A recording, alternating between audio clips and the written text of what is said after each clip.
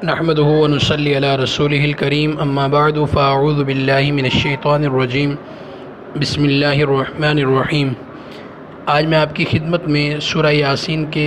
کافی سارے کمالات بیان کرنے کی مختصر وقت کے اندر کوشش کروں گا۔ حضرت عطاء بن ابی رباح رحمۃ اللہ علیہ جو بہت بڑے تابعی ہیں، فرماتے ہیں کہ مجھ تک نبی پاک صلی اللہ علیہ وسلم کا یہ ارشاد مبارک پہنچا ہے کہ جو بندہ شروع دن کے اندر یعنی فجر کی نماز کے بعد سورہ یاسین کو پڑھ لیتا ہے، اللہ جل جلالہ اس کی تمام دن کی حاجتوں کو پورا فرما دیتے ہیں۔ اور سورہ یاسین قرآن شریف کا دل ہے۔ سورہ یاسین کے متعلق احادیث مبارکہ میں آیا ہے کہ میرا دل چاہتا ہے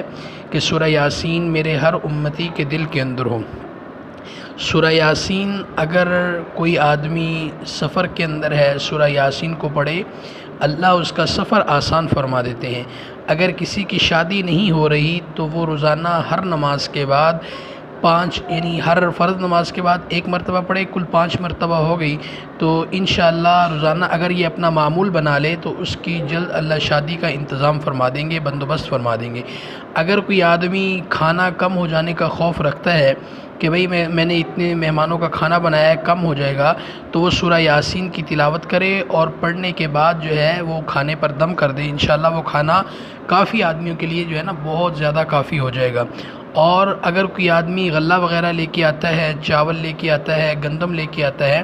تو اس کے اوپر اگر سورہ یاسین پڑھ کر دم کر دیا جائے تو انشاءاللہ اس کے اندر بہت زیادہ برکت ہو جاتی ہے۔ اور اگر کسی عورت کو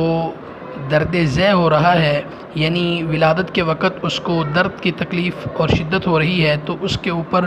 سورہ یاسین کو پڑھا جائے تو اللہ جل شانہ اس کو صحت عطا فرما دیتے ہیں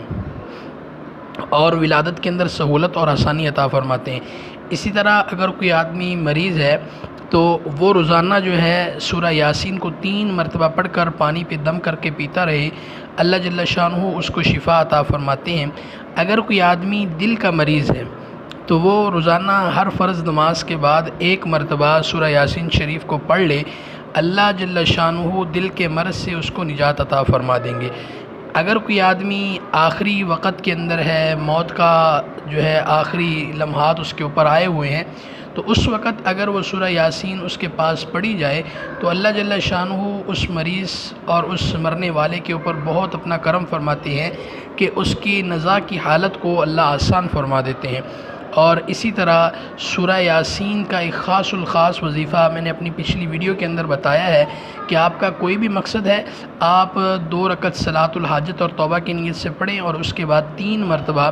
سورہ یاسین کی تلاوت کریں، اللہ جل شانہ 3 دن آپ نے یہ عمل کرنا ہے، اللہ آپ کی تمام مشکلوں کو حل فرمائیں گے، تمام حاجتوں کو پورا فرمائیں گے۔ اور آخری وظیفہ کہ جمعہ والا دن، جمعۃ المبارک کے دن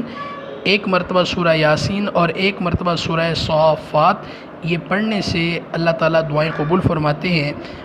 تو یہ بہت سارے وظائف اور بھی ہیں، لیکن یہ مستند ترین جو وظائف ہیں نا، مستند ترین وظائف ہیں، یہ آپ اپنے اعمال میں لے کے آئیں، انشاءاللہ آپ کو اس کا بہت زیادہ فائدہ ہوگا۔ اللہ مجھے اور آپ کو عمل کرنے کی توفیق عطا فرمائے۔ وآخر دعوانا الحمد للہ رب العالمین۔